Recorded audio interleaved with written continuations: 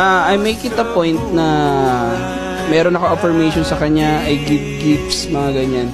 For example, ng affirmation ko sa kanya, every morning nagsisend yung phone ko sa kanya ng I love you, good morning. Parang ganun. Of course, with this beautiful, ay ganda! Ay ganda, oh! Si Christine Samson! Goals mo yun! Ang Christine Samson ng Team Payaman. Ganda yan, oh! Mahal mo ba yung kapatid ko? Siyempre. Papakatalan ko, Pero sigurado ka sa kapatid ko, ha?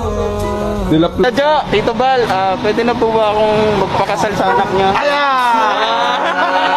Ako, personally, hindi ako napipressure.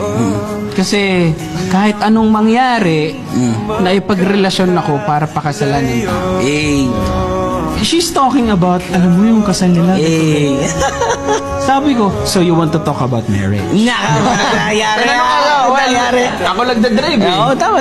Kasi pag-usapan natin, kung gusto mo pag-usapan ng marriage, may mga wishlist kami, syempre.